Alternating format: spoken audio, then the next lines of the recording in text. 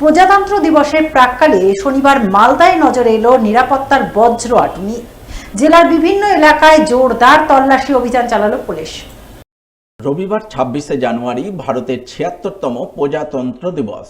তাই প্রজাতন্ত্র দিবস সুষ্ঠুভাবে পালনের জন্য শুক্রবার জেলা পুলিশ প্রশাসনের পক্ষ থেকে গোটা জেলা নিরাপত্তার চাদরে মুড়ে ফেলা হয়।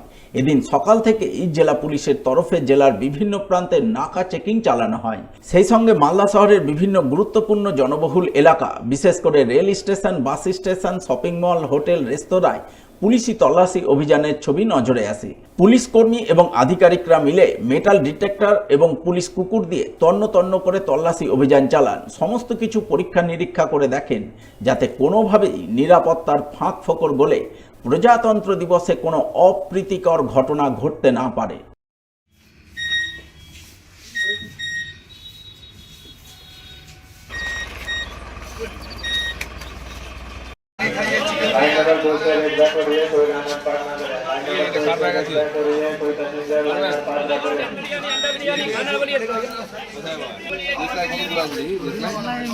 বের কর সব বের কর যা আছে।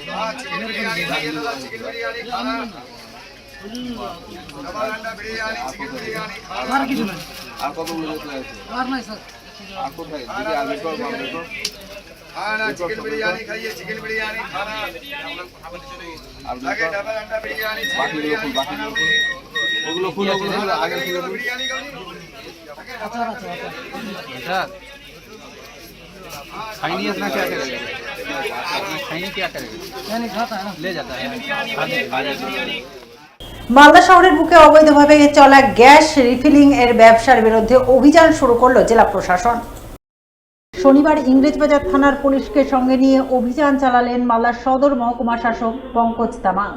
এদিন তিনি পুলিশকে সঙ্গে নিয়ে মালদা শহরের হাউজিং গেটের বিপরীতে অবস্থিত 3টি দোকানে হানা দেন।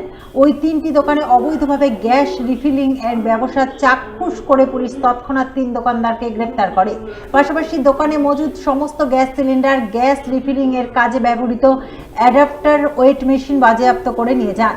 এই প্রসঙ্গে সদর মহকুমা শাসক পঙ্কজ তামাং জানান, লাইসেন্স ছাড়া গ্যাস রিফিলিং এর ব্যবসা অবৈধ। তাই এই অবৈধ ব্যবসা বন্ধ করতে জেলা শাসক নির্দেশ দিয়েছেন। সেই নির্দেশ মেনে গত 21 তারিখ থেকে তারা অভিযান চালাচ্ছেন, আগামীতেও চালাবেন। তাদেরকে আমরা একটা কমপ্লেন এসেছিল রিগার্ডিং এই আপনার রথবাড়ি যে ITI মোড়, ঠিক যেটা রথবাড়ি ফ্লাইওভার আছে তার নিচে কিছু দোকান illegally gas filling refilling sell যেরকম করে তার খবর এসেছিল। এটা অবশ্যই ডেঞ্জারাস ট্রেড মধ্যে পড়ে। আমরা কমপ্লেন পাওয়ার সঙ্গে সঙ্গে ডিএম স্যারের নির্দেশে আমরা গেলাম, গিয়ে দেখছি ওইখানে 3টে দোকান যেটা ইলিগাল গ্যাস ফিলিং রিফিলিং যেটা সেল করে, এবং এমনি ওটা গ্যাসের এই ওভেন টোভেনের মেনটেন্যান্স দোকান, বাট ওনারা কিন্তু ওই গ্যাস রিফিলিংয়ের কাজ করছে যেটা ইলিগাল, বেআইনি, এবং তার কোনো লাইসেন্সও নেই, কোনো ওখানের কোনো লাইসেন্সও নেই। তো বেশ কিছু যন্ত্রপাতি দেখা গেল ওইখানে, অ্যাডাপ্টার যে দিয়ে ওনাদের গ্যাসটা ফিলিং রিফিলিং হয়, এবং বেশ কিছু সিলিন্ডার, ওয়েটিং মেশিন। আমরা সরাসরি পুলিশ ছিল, সরাসরি আমরা সিজার করলাম। মোট 2টো দোকানকে আমরা সেদিনই সিজার করে সমস্ত যা যে আইন পদ্ধতি মেনে অ্যারেস্টও করলাম 2টো দোকান ওনারকে, এবং আজকে একটা সিল করেছিলাম সেদিন আমরা, যেহেতু সেদিন দোকানটা বন্ধ করেছিল পাশের দোকান, সেটাকেও কিন্তু আজকে আমরা সিজার কমপ্লিট করলাম এবং অ্যারেস্ট করলাম। লক্ষ লক্ষ টাকা ব্যয়ে তৈরি হচ্ছে কালভার্ট, আর সেই কালভার্ট তৈরিতেই উঠল বেনিয়ম সহ নিম্নমানের কাজের অভিযোগ, যার প্রতিবাদে বিক্ষোভ দেখালেন স্থানীয়রা।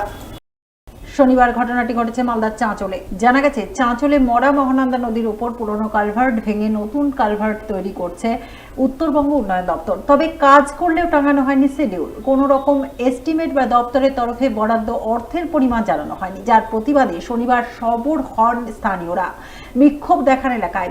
বিক্ষোভ চলাকালীন উত্তরবঙ্গ উন্নয়ন দপ্তরের অ্যাসিস্ট্যান্ট ইঞ্জিনিয়ার ঘটনাস্থলে পৌঁছলে স্থানীয়রা তাকে ঘিরেও তাদের ক্ষোভ বিক্ষোভের কথা জানান দেন। স্থানীয়দের অভিযোগ, কালভার্ট তৈরির কাজে গড়িমসি করা হচ্ছে, অত্যন্ত ঢিমে তালে কাজ চলছে, কাজ হচ্ছে অত্যন্ত নিম্নমানের। তারা ঠিকাদার সংস্থার কাছে কাজের এস্টিমেট পেপার দেখতে চাইলেও তা দেখাতে চাইছেন না। তাই মনে হচ্ছে কোনো দুর্নীতি হচ্ছে, যা তারা কখনো মেনে নেবেন না। এই যে চাঁচল বাস স্ট্যান্ডে যে ব্রিজটা ভেঙে নিয়ে নতুনভাবে করা হচ্ছে, আমি রাজ্যের মুখ্যমন্ত্রীকে ধন্যবাদ জানাচ্ছি। তার সাথে সাথে যেটা উদ্দেশ্য, এই ব্রিজটা ভেঙে নতুন করে করার যেটা উদ্দেশ্য, প্রায় 10,000 লোকের বাড়ির জল, ড্রেনের জল এটা দিয়ে পাস হবে।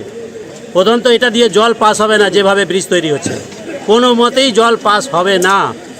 তারপরে এখানে বোর্ডে টাঙাতে হবে যে কত টাকা এই ব্রিজটাতে তৈরি করতে খরচ, সেই এস্টিমেটটাও তারা দেখাতে পারছে না। এবং যে কাজটা হচ্ছে খুবই নিম্নমানের কাজ, যে কোনো সময় এখানে দুর্ঘটনা ঘটতে পারে। যে কাজটা এখানে প্রায় 25 দিনে কমপ্লিট হয়ে যাওয়ার কথা ছিল, সেটা এরা কাজটা লাগাতে প্রায় 3 মাস লাগিয়ে দিচ্ছে। অ্যাসিস্ট্যান্ট ইঞ্জিনিয়ার এখানে এসছেন, উনি বলছেন যে এস্টিমেট দেখাতে পারবো না, এস্টিমেট দেখাতে গেলে সময় লাগবে।